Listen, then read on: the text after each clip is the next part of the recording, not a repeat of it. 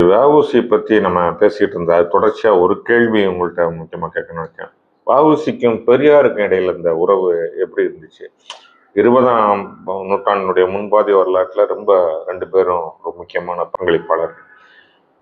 அந்த ரெண்டு ஆளுமையினுடைய பற்றி இன்னைக்கு ரொம்ப கருத்து உரசல்கள்லாம் நடக்குது, பார்த்துருப்பீங்க, கேட்டிருப்பீங்க.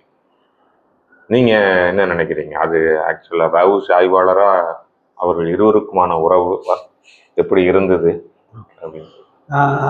ஒரு சின்ன திருத்தம், நான் வஉசி ஆய்வாளர் மட்டும் இல்லை, பெரியார் ஆய்வாளரும் கூட. பெரியாரை பற்றிய ஒரு பெரிய வரலாறு, ஏன்னா நீங்க பெரியாரை பத்தி எழுதிட்டு இருக்கீங்கன்னு சொல்லி ஆங்கிலத்தில் ஒரு பெரிய வரலாறு ஒன்று எழுதிட்டு இருக்கேன். அது சொன்ன மாதிரி என்னுடைய சக்திக்கு மீறிய ஒரு பணியாக அது எப்படி இருக்குன்னு சொல்லி பின்னாடி கேள்வி வருது. அது வஉசிக்கும் பெரியாருக்கும் 7 வயது தான் வேறுபாடு. வஉசி மூத்தவர். ஆனால் வஉசியினுடைய மகோன்னதமான காலம் இல்லையா, அது பெரியார் எழுச்சி பெறுவதற்கு முற்பட்ட காலம், முன்பே முடிஞ்சிடுச்சு. ஆமாம். பெரியார் ஆங்கிலத்தில் சொல்லுவாங்கல்ல, லேட் ப்ளூமர். ஒரு 40 வயது ஆகும்போது தான் அவர் ஒரு வகையில் புது வாழ்க்கைக்கே வராரு. நான் ஒரு விளையாட்டாக சொல்லுவேன், பெரியார் பொது வாழ்க்கைக்கு வரும்போதே அவர் முதியவராக தான் இருக்கார். அப்போவே அவர் ஒரு வயதில் மூத்தவராகத்தான் அந்த காலத்தில் கருதினாங்க. ஏன்னா 40 வயது என்பது அன்றைக்கு என்னுடைய கணக்குப்படி 1917ஆம் ஆண்டு தான் அவங்க முதல்ல சந்திக்கிறாங்க. அப்போ அவருடைய சென்னையில் இல்லை, ஈரோட்டில் தான் சந்திச்சிருப்பாங்க. அப்போதே பெரியார் ஒரு வஉசி ஒரு மூத்த தலைவர் என்கின்ற ஒரு நிலையில் இருக்காரு. அந்த சமயத்தில் பெரியார் ஒரு ஈரோட்டில் இருக்கக்கூடிய ஒரு வணிகர், ஈரோட்டினுடைய பிரமுகர், அதுதான் அவருடைய நிலை. இதை பற்றி பெரியாரே ஒரு இடத்துல சொல்கிறார். 1928லேயோ 29லேயோ ஒரு கூட்டத்தில் பேசும்போது, தலைகீழாக உலகம் மாறிட்டு இருக்கு. அதாவது வஉசியை அன்னைக்கு பலருக்கு தெரியல, பெரியார் ஒரு முக்கிய தலைவராக இருக்கிறாரு. அப்போது பெரியாருடைய பேச்சைத்தான் குடியரசில் வெளியிட்டிருக்காங்க. தலைமை தாங்கிய வஉசி என்ன பேசினார்ன்றது பத்திரிகையில் இல்லை. அவர் என்ன பேசி இருக்கக்கூடும் என்பது பெரியாருடைய பேச்சிலேருந்து தான் தெரியுது. புரியுதுங்களா? என்ன சொல்கிறாருன்னா, பெரியார் இந்த தலைமை தாங்கி வஉசி அவர்கள் என்னை பற்றி பேசியதை கேட்கும்போது எனக்கு மிகவும் வெட்கமாக இருக்கின்றது. ஏனென்றால் நான் மைனராக திரிந்து கொண்டிருந்த காலத்தில் வஉசி அவர்கள் இந்த நாட்டுக்காக அரும்பெரும் தொண்டுகளை எல்லாம் ஆற்றி கொண்டிருந்தார். இன்றைக்கு அவர் என்ன பாராட்டி பேசிட்டு இருக்கார் அப்படின்னு சொல்றார். அது பெரியாருக்கான பாராட்டு ஒரு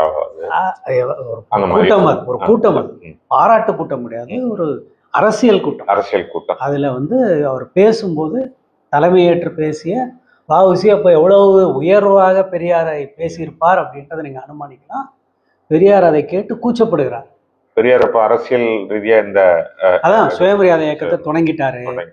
அதாவது பெரியாருடைய எழுச்சி வஉசியினுடைய எழுச்சி நடந்த காலச்சூழல் வேற, பெரியாருடைய எழுச்சி நடந்த காலச்சூழல் வேற. வஉசி எப்படி வர்றாருன்னா, சுதந்திர இயக்கம்,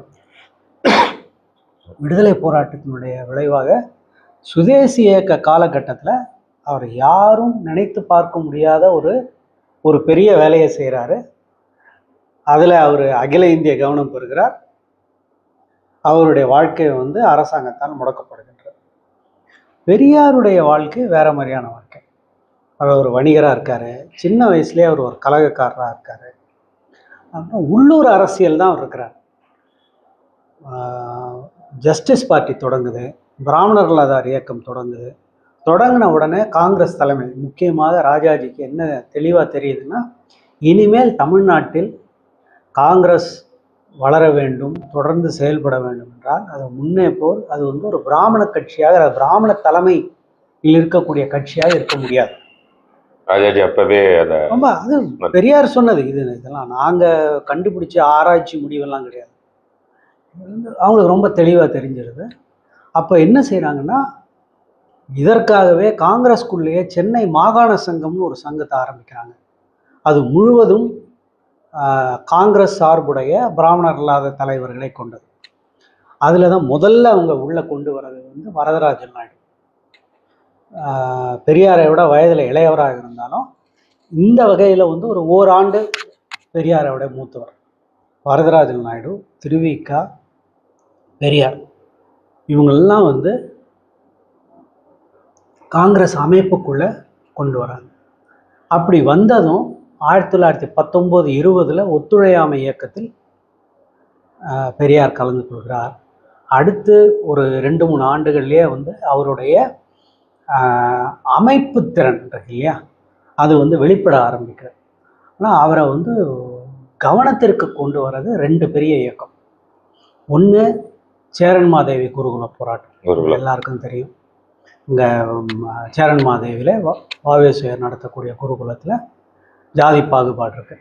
இப்போ அந்த இயக்கத்தில் கூட பார்த்தீங்கன்னா முதல்வராக இருந்தது வரதராஜன் நாயுடு. அவருக்கு அடுத்து தான் வந்து பெரியார். ஆனால் 24 வேற ஒரு மாற்றம் இருக்குது. 24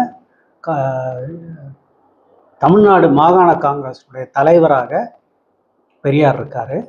ஆனால் இந்த காலப்பகுதியிலேயே வந்து காங்கிரஸ்குள்ளே அவர்கள் வகுப்பு வாரி பிரதிநிதித்துவம் என்பதை வந்து வற்புறுத்தி கொண்டிருக்கிறார்கள். அன்றைக்கி வகுப்பு வாரி பிரதிநிதித்துவம் என்றால் என்ன அப்படின்னா ரிசர்வேஷன்ஸ், இடஒதுக்கீடு தான். ஆனால் எதில் இடஒதுக்கீடுனா இந்த அரசியல் அமைப்புகள் இருக்கு இல்லையா, சுதந்திரம் பெற போகிறோம், அந்த ஒரு சுதந்திர இந்தியாவில் வந்து அரசியல் பிரதிநிதித்துவம் எப்படி இருக்கும் என்பதற்காகத்தான் அந்த வகுப்பு வாரி பிரதிநிதித்துவம். அவர்கள் சொல்வது அனைத்து வகுப்புகளுக்கும், அனைத்து சாதியினருக்கும், அனைத்து பிரிவினர்களுக்கும் விகிதாச்சார அடிப்படையில் பிரதிநிதித்துவம் இருக்க வேண்டும் என்பதான் அவங்களுடைய கோரிக்கை. இல்லை, அனைத்து பிரிவினர் பற்றி அப்போ அவங்க ஒவ்வொரு பிரிவினரும் எந்த அளவுக்கு எவ்வளவு இருந்தாங்கிறத பற்றியான புள்ளிவரங்கள் இருந்துச்சு. ஜாதி ரீதியாக இல்லை, வகுப்பு ரீதியாக. அதாவது அப்போ இருந்து அமையுது என்னன்னா பிராமணர், பிராமணர் அல்லாதார், டிப்ரஸ் காஸ்ட், அது அப்போ தான் தமிழில் வந்து தாழ்த்தப்பட்டார்னு கொண்டு வராங்க. அப்புறம் முஸ்லிம்ஸ், கிறிஸ்டியன்ஸ் இப்படி கொண்டு வராங்க. அதுதான் வகுப்புகள் அப்படின்னு கொண்டு வராங்க. இருக்கிற மாதிரி சாதி அப்படின்னு சாதி இல்லை, ஆனால் சாதி உள்ளடக்கிய இதுதான் எல்லாமே நடக்குது. இதற்கான போராட்டத்தை உள்ள இருந்து அவர் நடத்திக்கிட்டே இருக்கார், பெரியார் நடத்திக்கிட்டே இருக்கார். ஒவ்வொரு முறையும் வந்து அவருடைய முயற்சிகளை வந்து இந்த பிராமண தலைமை வந்து அதை வந்து குலைத்து கொண்டே வருது. 1919 திருநெல்வேலி ஜில்லா காங்கிரஸ், தமிழ்நாடு காங்கிரஸினுடைய திருநெல்வேலி மாநாடு, அந்த திருநெல்வேலி மாநாட்டில் பெரியாரும் இருக்கார், வஉசியும் இருக்கார், எல்லாரும் இருக்கிறாங்க. ஒரு கட்டத்துலையும் ஏதாவது ஒரு வகையில் வந்து தெரியுமில்ல அந்த டெக்னிக்கல் பாயிண்ட், சில சொற்களை வைத்துக்கொண்டு, தொடர்களை வைத்துக்கொண்டு இவர் ப்ரொபோர்ஷனேட் ரெப்ரசன்டேஷன் கேட்குறாங்க. அவங்க என்ன பண்ணுறாங்கன்னா விஷய ஆலோசனை கமிட்டி, சப்ஜெக்ட்ஸ் கமிட்டியில் என்ன கொண்டு வந்துடுறாங்கன்னா அடிக்குவேட் ரெப்ரசன்டேஷன்ற வார்த்தையை கொண்டு வராங்க. இது பெரியார் 1925 வரைக்கும் வந்து ராஜாஜியுடன் மிக நெருக்கமாக இருக்கிறார். வஉசி வந்து முற்றிலும் எதிரணியில் தான் இருக்கார். அந்த வகையில் ராஜாஜிக்கு எதிரணியில் தான் இருக்கார். ஏன்னா அவர் காந்தியோட இணைந்து செல்ல முடியவில்லை. ஆனால் 1925 சுயமரியாதை இயக்கம் நடக்குது. சுயமரியாதை இயக்கம் தோன்றிய பிறகு 1927 நாம் அறிந்தவரை வஉசி வந்து சுயமரியாதை இயக்க சார்பு வருது. இதை நான் திராவிட இயக்கமும் வேளாளரும் என்ற நூலில் நான் விரிவாக பேசியிருக்கேன். அதாவது பெரியாரினுடைய சுயமரியாதை இயக்கத்தினுடைய தாக்கத்தின் காரணமாக சைவ உலகம், அதாவது வேளாளர்கள், முக்கியமாக ஜஸ்டிஸ் கட்சியில் மிக முக்கிய பங்கு வகித்த நில உடைமை சார்ந்த வேளாள சாதியினரிடம் வந்து ஒரு பெரியாருடைய எழுச்சினால் ஒரு பெரிய நெருக்கடி ஏற்படும். அப்போ அவர்கள்லாம் வந்து பெரியாரினுடைய மிக கடுமையான பகுத்தறிவு பிரச்சாரத்தை வந்து அவர்களால் வந்து செறித்து கொள்ள முடியும். ஆனால் அவர் சார்பாக சிலர் இருக்கிறார்கள். முக்கியமாக சோமுருகப்பா, தண்டபாணி பிள்ளை போன்றவர்கள்லாம் இருக்காங்க. வஉசி அந்த அணியில் தான் இருக்கார். இதுதான் பார்க்குறோம். 1928 அவர் வந்து காரைக்குடிக்கு செல்லும்போது செட்டிநாட்டில் பயணம் மேற்கொள்றார் சோமுருகப்பாவுடைய ஏற்பாட்டில். அப்போது வந்து அவர் பெரும்பாலும் பேசக்கூடிய கருத்துக்கள் எல்லாம் வந்து சுயமரியாதை இயக்க கருத்துக்களாக தான் இருக்குது. இப்போ அந்த காலகட்டத்தில் வந்து பெரியாரோட அவருக்கு வந்து ஒரு நெருக்கம் இருக்குது. பெரியார் சேலம் மாநாட்டிலையும் அவர் அந்த ஆமாம் 1927 சேலம் ஜில்லா மாநாட்டுக்கு அவர் வகுப்புவாரி பிரதிநிதி அதில் வந்து வகுப்புவாரி பிரதிநிதித்துவத்தை வற்புறுத்தி பேசுகிறார். ஆனால் இந்த வகுப்புவாரி பிரதிநிதித்துவம் என்பதை வந்து 1919 இவர்களெல்லாம் பேசிக்கொண்டு தான் இருக்காங்க. ஆனால் 2020களில் அது கூர்மை பெறுது. காரணம் என்னன்னா இது வரப்போகுது, சைமன் கமிஷன்லாம் வரப்போகுது. ஸோ அந்த நிலையில் இருக்குது. அதுக்கு பிறகு பெரியாரும் வஉசியும் எப்படி வெவ்வேறு மாநாடுகளில் அந்த சமயத்தில் வந்து வஉசியினுடைய அவருக்கு முதுமை வந்துட்டு இருக்கு. அப்புறம் அவர் ஆனால் அதே சமயத்தில் தொழிலாளர் இயக்கத்தில் தொடர்பு கொண்டிருக்காரு. இந்த சமயத்தில் தான் நம்ம பார்க்குறோம் இதுவரை வஉசி வந்து பெரியாருக்கு எழுதிய 3 கடிதங்கள் கிடைச்சது. அதில் ஒரு கடிதத்தில் அவர் என்ன சொல்கிறாருன்னா, அந்த சமயத்தில் பெரியாருக்கும் வரதராஜன் நாயுடுக்கும் மிக கடுமையான முரண்பாடு ஏற்படுது. 2 பேரும் வந்து அவங்க 2 பேரும் நண்பர்கள், ஆனால் கடுமையாக வந்து சண்டை போட்டுக்கிறாங்க. அப்போ இவர் சொல்லார், எங்கள் தலைவர்களாகிய நீங்கள் இருவரும் வந்து சண்டை போட்டுக்கொள்வது வந்து எங்களுக்கு பெரிய சங்கடமாக இருக்கு, எங்களுக்கு ஒரு பெரிய இழப்பாக இருக்குது அப்படின்னு வஉசி சொல்கிறார். அதில் அவர் என்ன சொல்கிறாருன்னா, இவங்க 2 பேரையும் எங்களுடைய தலைவர் அப்படின்னு தன்னையும் உளப்படுத்தி சொல்கிறார். இதில் வந்து வஉசியினுடைய பெருந்தன்மை என்பது வந்து ஒரு ரொம்ப ஆச்சரியமானது. இவ்வளவோ சாதனைகள் செய்தவர், ஒரு காலம் மாறிவிட்டது என்பதை அவர் உணர்ந்து கொள்கிறார். வேற தலைமை வந்து விட்டது என்பதையும் வந்து உணர்ந்து கொள்கிறார். இப்போ அதை சொல்கிறாரு. 2வது இன்னொன்று சொல்கிறார், அதே சமயத்தில் தனக்கு ஒரு அந்தஸ்து, எல்லாருடைய மரியாதையும் இருக்கின்றது என்பதை காட்டுகின்ற முகமாக அந்த கடிதத்தில் இன்னொரு விஷயம் சொல்கிறார். இனிமேல் உங்களுக்கு அவரை திட்ட வேண்டும் என்று தோன்றியதென்றால் அதற்கு பதிலாக என்னை திட்டுங்க. அதே போல் நான் அவரிடமும் என்ன சொல்கிறேன்னா, உங்களுக்கு வந்து பெரியாரை திட்டணும்னு தோணுச்சுன்னா அதுக்கு பதிலாக என்ன திட்டுங்க, நான் வாங்கிக்கிறேன் அப்படின்னு சொல்கிறார். அப்படின்னா அதுலேருந்து என்ன தெரியுது, அனைவராலும் மதிக்கப்படுகின்ற ஒருவர் அப்படின்றது வந்து அவருக்கு தெரியும். அப்புறம் இன்னொன்று வந்து ரொம்ப வந்து மனசை சங்கடப்படுத்தக்கூடிய ஒரு நெகிழ்த்தக்கூடிய ஒரு செய்தி என்னன்னா, வஉசியினுடைய பொருளாதார நிலை எல்லாருக்குமே தெரியும். அவர் சிறைக்கு போயிட்டு வந்த பிறகு மொத்த குடும்பமே நொடிஞ்சு போயிடுது.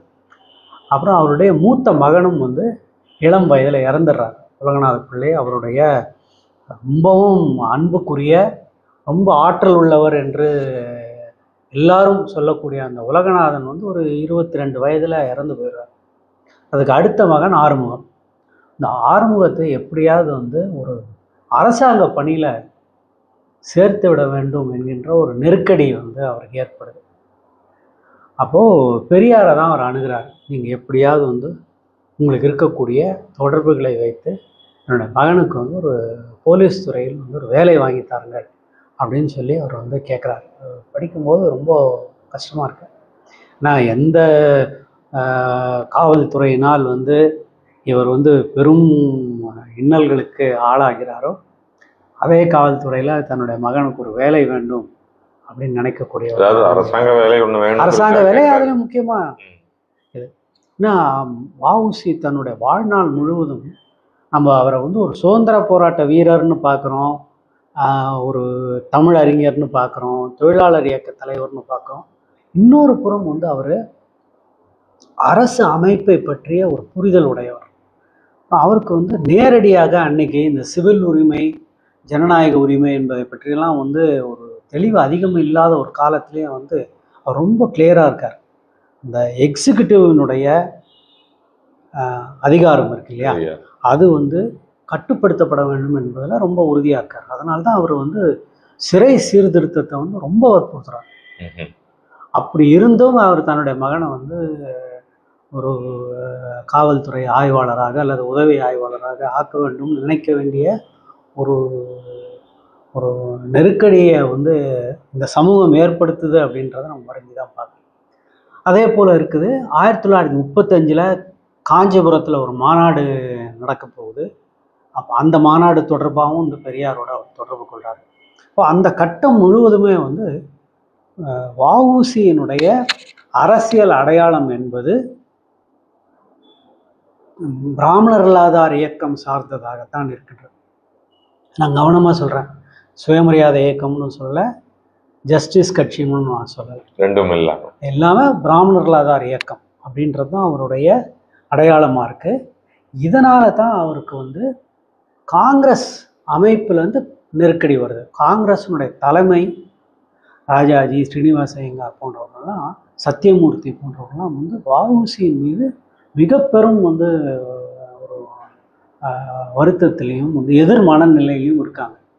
இதன் காரணமாகத்தான் அந்த பெரியாருடன் அணுக்கம், பிராமணர் இல்லாதார் இயக்கத்தில் இருந்த நெருக்கம், வகுப்புவாரி பிரதிநிதித்துவத்தை வற்புறுத்துதல், இதன் காரணமாக தான் என்ன ஆகுதுன்றால் 1936 அவர் இறந்து போகிறார். 37 ராயப்பேட்டையில் காங்கிரஸ் அலுவலகத்தில் அவருக்கு சிலை வைப்பதற்காக மாப்போசி முயன்ற போது எவ்வளவு எதிர்ப்பு வந்தது என்பதை வந்து மாப்போசி எழுதியிருக்கார் எனது போராட்டத்தில். இதுதான் காங்கிரஸ்ல அவ்வளவு தூரத்துக்கு இருந்தும் காங்கிரஸ் கட்சியில இவருக்கு அவ்வளவு எதிர்ப்பு இருந்திருக்கு. அந்த சிலை முதல்ல சிலை வைக்க முயற்சி செய்கிறாரு, முழு உருவச் சிலை. முழு உருவச் சிலையை வைப்பதற்கான பணத்தை வந்து திரட்ட முடியல. மார்பளவு சிலை வைக்கிறாங்க. அந்த மார்பளவு சிலை விழாவிற்கு வந்து ராஜாஜியும் சத்தியமூர்த்தியும் பார்க்க போகிறாரு மாப்போசி. அவர்கள் பேசிய கடுஞ்சொற்களை வந்து என்னால் காது கொடுத்து கேட்க முடியவில்லைன்னு சொல்லி மாப்போசியே சொல்கிறாரு. பதிவு பண்ணியிருக்காரு. ஆமாம், அவரே பதிவு பண்ணியிருக்காரு. அப்புறம் எப்படியோ கஷ்டப்பட்டு அந்த சிலை திறப்புக்கு ராஜாஜி வராரு. அந்த விழாவிற்கு வந்த ராஜாஜி ஏனோ தானோ என்று பேசினாருன்னே வந்து மாப்போசி சொல்கிறார். மாப்போசி ராஜாஜியினுடைய வழியினர், ராஜாஜிக்கு எதிரணியினர் கிடையாது. ராஜாஜியை வந்து ஓட நெருக்கமாக, ராஜாஜிக்கு தனிப்பட்ட முறையில் அப்படி வஉசி கூட முறை சொல்றது தனிப்பட்ட முறையில் சொல்ல முடியாது. ஏனென்றால் வஉசியுடைய கப்பல் கம்பெனிக்கு, அதுவும் அந்த கப்பல் கம்பெனி முழுகக்கூடிய நிலைமையில் அவர் வந்து 1000 ரூபா வந்து பணத்தை வந்து கொடுக்குறாரு. வஉசியினுடைய வழக்கு நிதிக்கு பணம் கொடுத்துருக்காரு. அப்புறம் 1916 வஉசி வெளியிட்ட ஒரு நூல், அந்த நூலினுடைய முழு செலவையும் அவர் ஏற்றுக்கொண்டிருக்கிறார். என்னன்னா, அவர் பிராமணர் இல்லாதார் இயக்க சார்பு எடுத்தது என்பது அவரால் ஏற்றுக்கொள்ள முடியும். அவருடைய அரசியல் நிலைப்பாடு அவரால் ஏற்றுக்கொள்ள முடியவில்லை. அதனால தான் வந்து அது பண்ணுறாரு. ஆனால் அதே மாப்போசி இன்னொன்று சொல்கிறார், அந்த விழாவிலே அவர் ஏனோ தானோ என்று பேசியதற்கு பிராயச்சித்தம் செய்வதைப் போல 1949 தூத்துக்குடியிலேருந்து SS சிதம்பரம்னு ஒரு கப்பல் விடுறாங்க. அந்த விழாவில் அவர் பேசினார். அந்த பேச்சு வந்து ஏற்கனவே அந்த செஞ்ச அந்த பிழைக்கு பிராயச்சித்தம் மாதிரி அவர் பேசினார். இந்த சிலைக்கு என்ன ஆச்சுன்னு நீங்கள் கேட்கலாம். 37 ராயப்பேட்டையில் சிலை வச்சாங்க. இப்போ போனால் அங்கே சிலை இல்லைன்னு நீங்கள் கேட்கலாம். இல்லை, காரணம் என்னவென்றால் அதற்கு அடுத்த ஆண்டு 37 அங்கே ஒரு தீ விபத்து நடக்குது. அந்த தீ விபத்தை சாக்காக வைத்து இந்த சிலையை வந்து காலி பண்ணிட்டாங்க. அதாவது காங்கிரஸ் மைதானத்துக்குள்ள இருந்த சிலை. அதனால அதற்கு பிறகு வந்து தலைமை வந்து அதை திருப்பி அதை வைக்கணும்னு யாரும் முயற்சி நடக்கலை என்பது தானே உண்மை. அதாவது சில சமயத்தில் வந்து காங்கிரஸ் கட்சி வந்து வஉசி போன்ற பெரும் தியாகிகளுக்கும் தலைவர்களுக்கும் செய்த துரோகத்தினுடைய விளைவை வந்து இப்போ அனுபவிச்சுட்டு இருக்காங்க அப்படின்னு தான் சொல்லணும். அவர்கள் ஆட்சி புரிந்த காலத்தில் வஉசிக்கு என்ன நடந்தது? நூற்றாண்டப்போ ஒரு அஞ்சல் தலை வெளியிட்டார்கள், அவ்வளோதான். நூற்றாண்டு விழாவை சிறப்பாக கொண்டாடியது திமுக அரசு தான். அது மணிமண்டபங்கள் கட்டியது திமுக அரசு தான். இப்போ ரீசெண்டாக வஉசி பற்றிய இந்த புத்தகங்கள் மற்ற முன்னெடுப்புகள்லாம் எல்லாமே வந்து பின்னாடி நடந்தது தான். அது மட்டும் இல்லாமல் வஉசி பற்றி கப்பலோட்டை தமிழன் திரைப்படம் வந்தது இல்லைங்களா? அந்த திரைப்படம் வந்து வணிக ரீதியாக பெருந்தோல்வி அடைந்தது. அந்த படத்திற்கு வரி விலக்கு கொடுக்கப்பட்டது அந்த படம் வெளிவந்து அது 61 வெளிவந்தது. 67 திமுக அரசாங்கம் ஆட்சிக்கு வந்து அதன் பிறகு வந்து கலைஞர் ஆட்சி காலத்தில் தான் வந்து வரி விலக்கே கொடுக்கப்பட்டது. படம் வந்து நெடுநாள் கழித்து, ரொம்ப நாள் கழித்து தான் வரி விலக்கு கிடைச்சது. இப்போ நாங்கள்லாம் 81 அந்த படத்தெல்லாம் பார்க்கும்போது அந்த காலத்தில் போஸ்டர் போடுவாங்க, திரைப்படத்திற்கு வரி விலக்கு அளிக்கப்பட்டது. அந்த வரி விலக்கில் ஒரு மற்றொன்று விரித்தலாக ஒரு செய்தி சொன்னால் ஒரு தேவையான எடுத்துக்கோங்க. அன்றைக்கு வரி விலக்கு என்றால் கேளிக்கை வரியிலிருந்து விலக்கு என்றால் அந்த வரி விலக்கு பார்வையாளருக்கு ₹2.90 டிக்கெட்டுன்னா வரி விலக்குன்னா வந்து ₹1.50 படம் போய் பார்ப்பாங்க. ஆனால் பின்பு நீங்கள் தமிழ் பெயர் உள்ள படங்களுக்கெல்லாம் வரி விலக்குன்னு அறிவித்தாங்க. அந்த வரி விலக்கு வந்து மிக பெரும் ஏமாற்று. ஏனென்றால் அந்த வரி விலக்கு தயாரிப்பாளருக்கு போச்சு. ஒன்றும் இல்லை, தமிழ் பெயர் படத்திற்கு தமிழ் பெயர் வைத்தாலே வந்து வரி விலக்குன்னாங்க. தயாரிப்பாளர்களை அப்படி ஊக்குவிக்கிறோம்னு சொல்லி அதுக்கு சொல்லப்பட்டது அப்படின்னு சொல்லப்பட்டது. அது மட்டும் இல்லை, அது என்ன படத்துக்கெல்லாம் தமிழ் பெயர் என்பதற்கு வரி விலக்கு கொடுக்கப்பட்ட தெரியுமா? சிவாஜி தி பாஸ் அந்த படத்திற்கு தமிழ் பெயர் வைக்கப்பட்டதாக இருக்கு.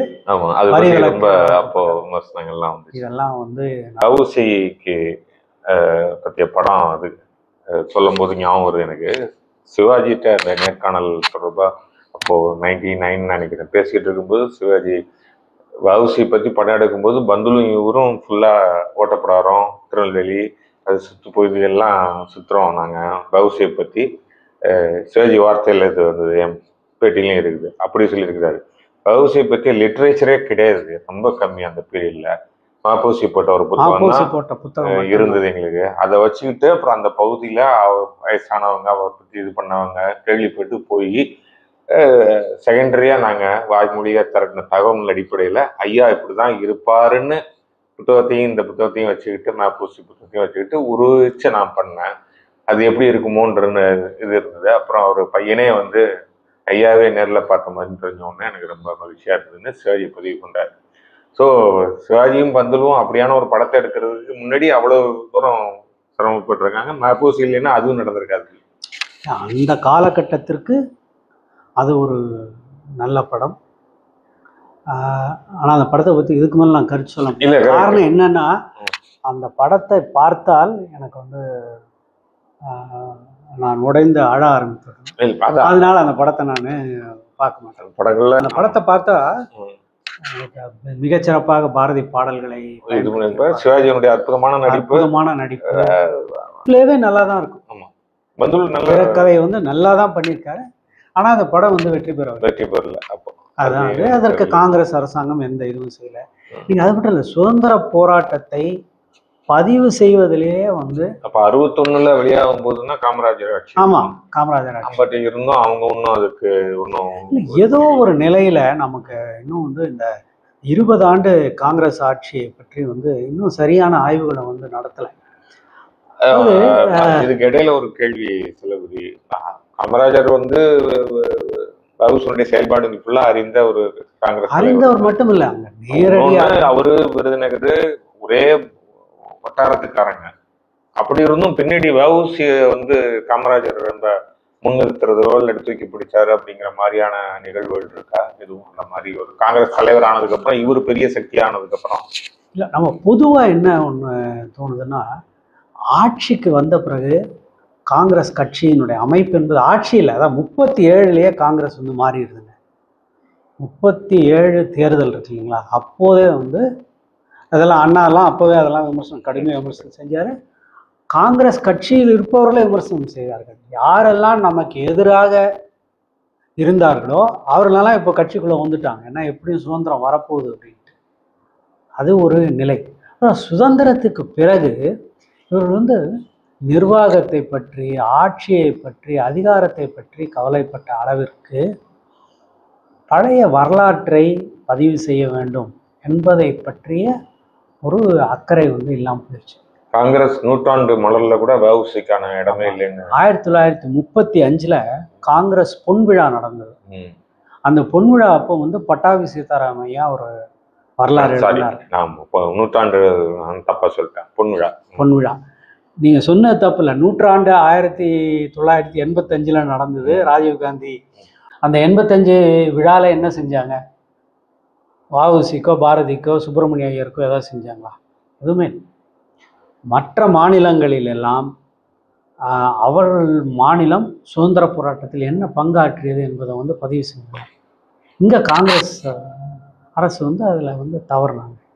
இன்னைக்கு வரைக்கும் யூபி அரசாங்கம் போட்டது அல்லது மகாராஷ்டிரா அரசு போட்டது அல்லது ஆந்திர பிரதேச அரசு போட்ட தொகுதிகள் அளவிற்கு கூட வந்து தமிழ்நாடு அரசு வந்து காங்கிரஸ் அரசு செய்யவே இல்லை. வரலாற்றை பதிவு பண்றதுக்கான முயற்சிகள் காங்கிரஸ் இல்லை. ஆனா பட் நிர்வாக ரீதியா அவங்களுக்கு வேற ப்ரியாரிட்டிஸ் இருந்தது, முன்னுரிமைகள் இருந்தது காரணமா இருக்கு. அது ஒண்ணு. அப்புறம் உங்களுக்கு பார்த்தீங்கன்னா இப்போ பக்தவச்சலம் முதலமைச்சர் ஆனபோது இவர் சொன்னார் இல்லையா, பெரியார் வந்து சொன்னார், இது வந்து காமராஜர்கிட்ட சொன்னார், இது ஒரு பொலிட்டிக்கல் சூசைட் அப்படின்னு சொன்னார். யாரு? பக்தவச்சலம் முதலமைச்சர் ஆனது. அதான் காமராஜர் தன்னுடைய பதவியை விட்டு கொடுத்ததற்கு கே பிளான் சொன்னா இது பொலிட்டிக்கல் சூசைட்னு அவர் சொன்னார். என்ன காரணம்னா பக்தவச்சலம் இவர்கள்லாம் நிர்வாகிகள். அவர்களுக்கு வந்து மக்களினுடைய பல்ஸு அப்புறம் சில இதெல்லாம் பண்பாட்டு முக்கியத்துவம் உள்ள செய்திகள். அதனால நேரடியாக வந்து வயிற்றை நிரப்புமா? இப்போ கீழடியில் அகழ்வாய்வு செய்கிறதுனால வயிறு நிரம்புமான்னா நிரம்பாது. ஆனால் அதற்காக கீழடி இல்லாமல் ஒரு சமுதாயம் இருக்க முடியும். வெறும் நாம வந்து சோற்றால் அடித்த பிண்டமாக இருக்க முடியாதுல்ல. நாம யார் என்பதுதான் வந்து இதுவும் தேவை அதுவும் தேவை. இது வந்து ஒரு குறிப்பிட்ட வகையில் பார்த்தீங்கன்னா அந்த சமயத்தில் அவங்களுடைய ப்ரையாரிட்டிஸ் வந்து இதை போன்ற விஷயங்களுக்கெல்லாம் இல்லாமல் இருந்தது. நம்முடைய பண்பாட்டு பெருமை, நம்முடைய பண்பாட்டு விஷயங்களை வந்து முன்னிறுத்துறது. சில சமயங்களில் வந்து நல்ல வேலைகளை செய்து ஆனால் அதை முன்னிறுத்தாமலும் போனார். அது அப்போசியே ஒரு நூல் எழுதியிருக்காரு, விடுதலைக்கு பின் தமிழ் வளர்ந்த வரலாறு. தமிழ் கலைக்களஞ்சியம் போட்டது வந்து காங்கிரஸ் ஆட்சி காலத்தில் தான். அது வந்து அவினாஷ்லிங்கம் செட்டியாருடைய தலைமையில் தான் நடந்தது.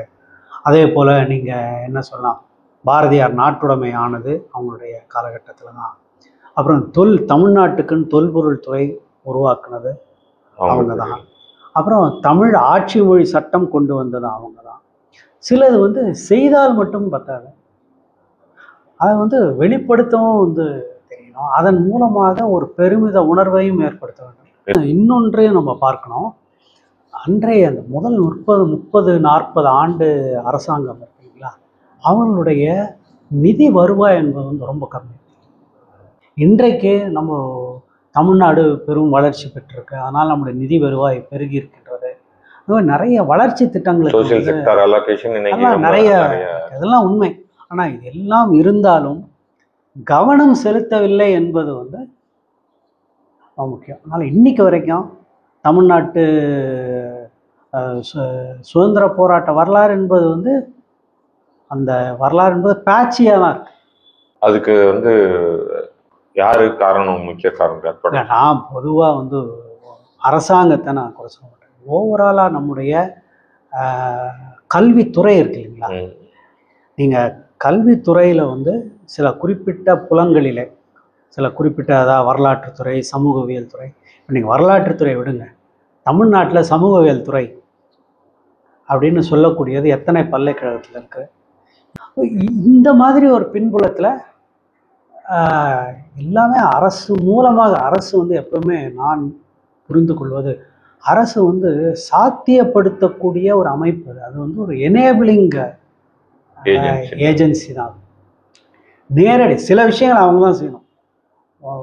ஒரு அகழ்வாய்வு தொல்லியல் செயல்பாடு வந்து ஒரு தனி மனிதர் செய்ய முடியாது. ஒரு பல்கலைக்கழகம் கூட செய்வது வந்து சிரமம். அந்த மாதிரி இதெல்லாம் நேரடியாக அரசு வந்து செய்ய வேண்டியது. பட் மற்றதெல்லாம் வந்து அதற்கான வாய்ப்பு வசதிகளை வந்து இருக்கணும். நீங்கள் இப்போது Tamil Nadu council for historical research எத்தனையோ 10 ஆண்டுகள் கழித்து இப்போ தான் வந்து இந்த அரசாங்கம் வந்த பிறகு இப்போ 1 மாதத்திற்குள் தான் வந்து அந்த கவுன்சிலை வந்து புதிதாக அமைத்திருக்கிறார்கள். நீங்கள் படிச்சுக்கலாம். நானும் அந்த குழுவில் இப்போ போட்டிருக்காங்க. எனக்கு தெரிந்து நான் இந்த துறையில் 40 ஆண்டுகளாக இருக்கேன். 40 ஆண்டுகளில் தமிழ்நாடு கவுன்சில் ஆஃப் ஹிஸ்டாரிக்கல் ரிசர்ச்னு ஒன்று இருந்ததை நான் பலகையாக தான் பார்த்துருக்கேன், பேர் பலகையாக தான் பார்த்துருக்கேன். இப்போ அது ஃபங்க்ஷனலாக ஆனதை நானே பார்த்ததில்லை. இந்த மாதிரியான அமைப்புகள் எல்லாம் வந்து நம்ம ஒன்று உருவாக்க வேண்டும், அல்லது உருவாக்கிய அமைப்புகளை பலப்படுத்த வேண்டும். அப்புறம் அதை போன்ற அமைப்புகளுக்கு வந்து ஒரு குறிப்பிட்ட அளவிற்கான ஒரு தன்னியலாக செயல்படக்கூடிய ஒரு தன்மை வேணும். சில இதெல்லாம் வந்து ஒரு அட்டானமி என்பது ரொம்ப முக்கியம். இப்போது இங்கே தான் வந்து நேருவினுடைய தொலைநோக்கை நம்ம பார்க்கணும்.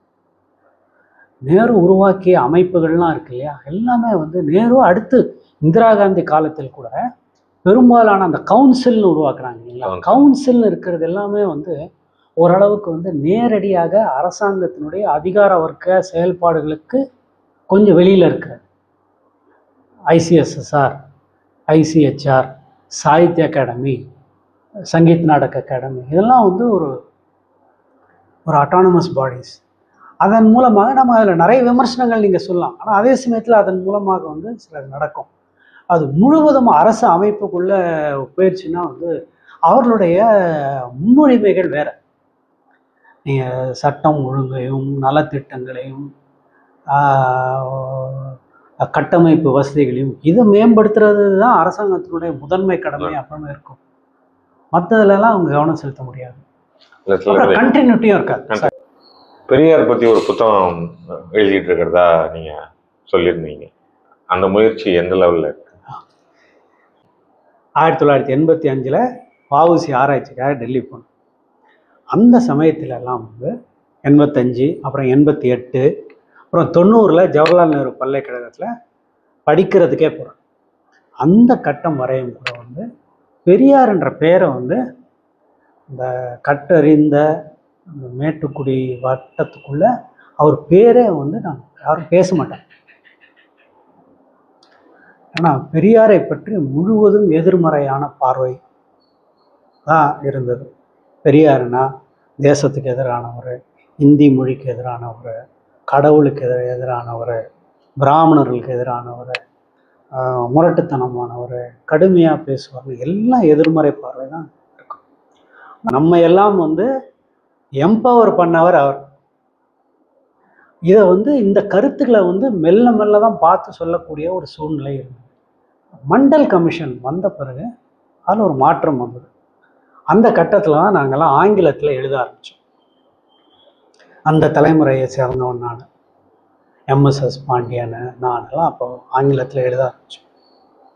90களில் கட்டுரைகளாக வந்து கொண்டிருந்தோம்.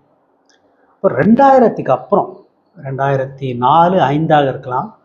அப்போ வந்து எண்ணி பார்க்கும்போது அப்போது ஆங்கில பதிப்புலகம் வந்து அப்போ தான் கொஞ்சம் வளர்ந்துட்டு வருது. அப்போது டாக்டர் அம்பேத்கரை பற்றிய நூல், அப்புறம் புதிதாக ஏற்கனவே பல முறை வாழ்க்கை வரலாறுகள் வந்திருக்கக்கூடிய நேரு, காந்தி, கோபாலகிருஷ்ண கோகலே இவங்களை பற்றியெல்லாம் வாழ்க்கை வரலாறுகள்லாம் வருது. அப்போ ஏன் வந்து பெரியாரை பற்றி போடக்கூடாது அப்படின்னு நான் பெண்குனை கேட்டேன். அப்போ சொன்னேன், நீங்களே எழுதுங்க அப்படின்னாங்க.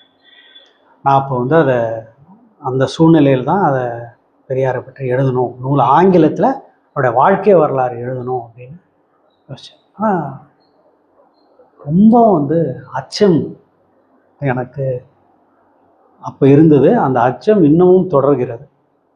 ஏன்னா அது ஒரு சாதாரண வாழ்க்கை அல்ல. நீங்க சொல்றது இவ்வளவு இருக்கு அப்படி அவர் வாழ்க்கை குறித்து அவ்வளவு செய்திகள் இருக்குங்கிறதா, இல்ல பெரியாரை பற்றி எழுதுறதுக்கான ஒரு பெரியாரை பற்றி எழுதுவது என்பது வந்து அதாவது நம்முடைய கடமை. அவர் நடத்திய இயக்கத்தால் வளர்ந்த தலைமுறை. அச்சம் என்னன்றதுன்னா, ஒரு வஉசியினுடைய வாழ்க்கையை எழுதுறது ஒரு சேலஞ்ச் அப்படின்னா, பெரியாருடைய வாழ்க்கையை எழுதுறது அது ஒரு முற்றிலும் வேறு ஒரு சவால். இந்த சவாலை 2 வகையாக பார்க்குறேன். ஒன்று, மிக நெடிய வாழ்நாள். 1879 பிறக்கிறவர் 1973 வரைக்கும் வாழ்ந்தார். 94 95 வயது. இதில் அவர் சோம்பி இருந்த நாளுன்னு கிடையாது, அவர் பயணம் செய்யாத நாளே கிடையாது. நான் விளையாட்டாக சொல்வேன், அவர் ஒரு நாளைக்கு 2 கூட்டங்களில் மட்டுமே கலந்து கொண்ட நாட்கள் எந்த நாட்கள் என்றால் 3 கூட்டங்கள் கலந்து கொள்ளாத நாட்கள் அப்படின்னு சொல்கிறேன். அவரை பற்றிய ஆவணங்கள் ஒரு புறம் ஏராளமாக இருக்குது. ஆனால் அவர் பேசியதெல்லாம் விடுதலையில் தொடர்ச்சியாக ஒரு 50 ஆண்டுகள் போட்டாங்க. அதுவும் கடைசி 25 ஆண்டுகள் அவருடைய அனைத்து பேச்சுகளும் 1925 73 வரை இருக்கு, ஏராளமாக இருக்குது. ஆனால் அதே சமயத்தில் அவருடைய தனி வாழ்க்கையை பற்றி, தனி வாழ்க்கைன்னா அவருடைய அன்றாட செயல்பாடுகளை பற்றி அவருடைய கரஸ்பாண்டன்ஸே ஒன்றும் நமக்கு கிடைக்கல. அப்போது கிடைக்கக்கூடிய ஆவணங்கள் அதனுடைய தன்மை காரணமாக லாப்சைடடாக இருக்கு. அப்புறம் இன்னொன்று, 25க்கு முற்பட்ட காலத்தை பற்றிய ஆவணங்கள் ரொம்ப குறைவு. இதில் எனக்கு மிக பெரும் வருத்தம், ஆணைமுத்து அவர்கள் அதில் மிக பெரும் அளவுக்கு ஆராய்ச்சி செய்தார் 1925க்கு முற்பட்ட காலத்தை பற்றி. ஆனால் அவர் அவர் சேகரித்த ஆவணங்கள் அதெல்லாம் என்ன ஆச்சுன்னு தெரியல. அவர் சேகரித்து எழுதி விட்டார் என்று சொல்கிறார்கள். அது அந்த வாழ்க்கை வரலாறும் வரவில்லை. அந்த ஆவணங்களை இன்னொரு முறை கண்டுபிடிக்கவும் முடியாது. யாருக்கிட்ட இருக்குது அது தெரியல. அது குடும்பத்தினர், அந்த கட்சி அமைப்பினரிடம் தான் கேட்க வேண்டும். அப்போது தொடக்க பகுதியும் இல்லை. ஸோ இந்த ஒரு லாப்சைடட்னஸ் இருக்கு. அப்புறம் இன்னொன்று, அவருடைய நிலைப்பாடுகள் மாறிக்கொண்டே இருக்கு. அவர் காந்தி சொன்னதாக சொல்லுவாங்க, எமர்சன் சொன்னதாக அவர் சொன்னார். அதாவது consistency is the hobgoblin of the mediocre people அப்படின்ட்டு. அவங்க கருத்தில் மாறாமல் இருக்கிறதுன்றது அது சல்லிப்பயல்கள் தான் ஒரே கருத்தில் இருப்பாங்க.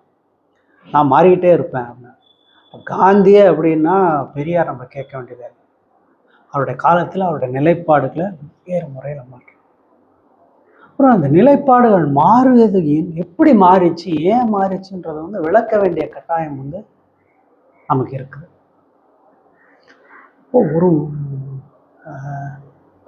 அப்போ ஒரு பெரிய மலைப்பு ஏற்படும்.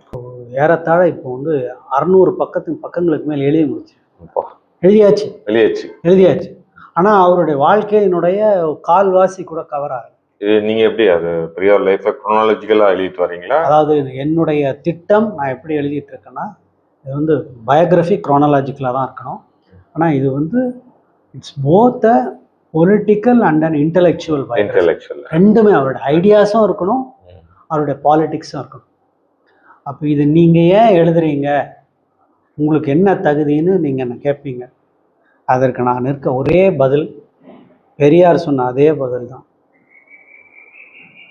உங்களுக்கு என்ன அக்கறைன்னு கேட்குறீங்க, வேற யாரும் இதை செய்யலை, அதனால் நான் செஞ்சுட்டு இருக்கேன். அதே போல் நானும் பார்த்துட்டேன். ஆங்கிலத்தில் இதுக்கு முன்னாடி பெரியாரை பற்றி பெரிய அளவில் நீங்கள் சொன்ன மாதிரி வாழ்க்கை வரலாக வரல. சின்ன சின்ன ஸ்டடீஸ் வந்திருக்கு. திராவிடர் கழகம் எதுவும் ஆங்கிலத்தில் வெளியிட்டிருக்காங்க. இல்லை, அதாவது நம்ம என்னுடைய எழுத்து எப்போவுமே என்னை பற்றி என்ன வேணா சொல்லலாம். என்னை திராவிட இயக்க ஆராய்ச்சியாளர்னு என்ன கொஞ்சம் பேர் திட்டுறாங்க, இல்லாட்டி அதையே சொல்லி என்னை பாராட்டுறாங்க, இது வேணா இருக்கலாம். என்னுடைய நோக்கமும் முயற்சியும் என்னவென்றால், நான் என்னுடைய துறை எந்த துறையை சார்ந்தவனோ அந்த ஆய்வுத்துறையினுடைய நெறிமுறைகளுக்கு உட்பட்டு எழுத வேண்டும் என்பதுதான் என்னுடைய நோக்கம். அப்ஜெக்டிவாக இருக்கும். அதுதான் என்னுடைய நோக்கம். நான் பெரியாருடைய புகழ் பரவ வேண்டும் என்பது என்னுடைய ஆசை. ஆனால் பெரியாருடைய புகழை பாடுவது என்னுடைய வரலாறு. அது சரியான தரவுகளுடன் அதை வாதத்தை முன்வைக்கணும். அப்புறம் இந்த வரலாறு நான் எழுதுறது பொது வாசகனுக்காக நான் எழுதுகிறேன். என்னுடைய நூலை படித்து ஒருவராவது நான் பெரியாரை பற்றி தவறான கருத்தை வைத்து கொண்டிருந்தேன், உங்கள் நூலை படித்து அவருடைய சாதனைகளை புரிந்து கொண்டேன் அப்படின்னு ஒருவராவது சொல்ல வேண்டும். ஆங்கிலத்தில் தான் நான் எழுதப் போகிறேன். இந்த நூல் மற்ற எல்லா நூல்களையும் நான் ஆங்கிலம், தமிழ் என்ற 2 மொழிகளிலும் எழுதி கொண்டிருக்கேன். இந்த நூல் அடிப்படையில் ஆங்கிலத்தில் தான், ஆனால் சில பகுதிகள் கட்டாயம் தமிழிலும் வெளிவர வேண்டும். 600 பக்கங்கள் எழுதியாச்சு. இன்னும் ஒரு 600 பக்கமாவது வரணும். வெளியிடுவதற்கு ஆங்கில பதிப்பகங்கள் தயாராக இருக்கின்றனவா என்பதை நம்ம எண்ணி பார்க்க வேண்டியிருக்கு. பல சிக்கல்கள் இருக்கு. ஆனால் சில பகுதிகள் ஏற்கனவே எழுதி வெளிவந்து விட்டன. இப்போது வந்து ஏறத்தாழ 7-8 ஆண்டுகளுக்கு முன்பு பெரியாரினுடைய அயல்நாட்டு பயணம் இல்லைங்களா, அதை எழுதி ஒரு ஆங்கிலத்தில் ஒரு நூலில் வந்துருச்சு. ஆமாம், இந்த அளவிற்கு அந்த அயல்நாட்டு பயணத்தை பற்றி அந்த பதிவு, ஓராண்டு பதிவு இருக்கு இல்லைங்களா, இதுவரை அவ்வளோ விரிவாக யாருமே எழுதியதில்லை. இதே போல் சில பகுதிகள் எழுதியிருக்கிறேன். ஆனால் இதை வந்து பெரியார் ஒட்டுமொத்த வாழ்க்கையில மேற்கொண்ட அயல்நாட்டு பயணங்களா இல்லாட்டி குறிப்பிட்ட காலத்துல? அதாவது பெரியார் வந்து 3 அயல்நாட்டு பயணம் தான் மேற்கொண்டிருக்காரு. 2 முறை மலேசியா, 1 முறை ஐரோப்பிய பயணம். இந்த ஐரோப்பிய பயணத்தை பற்றி எழுதியது யாரையெல்லாம் சந்தித்தார், சந்தித்தவர்களெல்லாம் யார், அவர்கள் என்ன, அவர்களை பற்றி பிரிட்டிஷ் போலீஸ் என்ன சொல்லியது, இது எல்லாத்தையுமே வந்து நான் அது எந்த பீரியட்ல போனேன்? 31, 32 அதை நான் பதிவு செய்து எழுதியிருக்கிறேன். இதை போல் எழுத வேண்டும். இது என்னன்னா, நம்ம இப்போ இந்த பெரிய வரலாறுங்கிறது அதையெல்லாம் உள்ளடக்கியது, எல்லாம் அடக்கியதாக இருக்க வேண்டும். இன்னும் ஒரு 2 ஆண்டுக்குள் அதை முடித்து விட வேண்டும் என்கின்ற ஒரு. யாரு வெளியிடுறார்? பெரிய ஆங்கில பதிப்பகம் தான் இதை வெளியிடும். அப்படித்தான் வெளியிட வேண்டும் என்பது என்னுடைய கருத்து. நாம வந்து சரியா போய் சேரணும். இது நம்முடைய கௌரவ பிரச்சனை, என்னுடைய கௌரவ பிரச்சனை கூட. இது வந்து தமிழ்நாட்டினுடைய கௌரவ பிரச்சனை. பெரியாருக்கு நாம் வந்து அவருக்கு உரிய இடத்துல கொண்டு போய் வைக்கணும். இது வஉசி புத்தகமும் அதே தான். வஉசி புத்தகத்திற்கு கிடைத்த கவனம் என்பது இந்த பெண்குயின் போட்டதுன்றது ஒரு முக்கியமானது. அது வந்து வாசகர்கள் இது வந்து ஒரு பெரிய பதிப்பகம் மதிப்புக்குரியதா, அதை கரெக்டாக எங்கே கொண்டு போய் சேர்க்கணுமோ அதுதான் முக்கியமாக.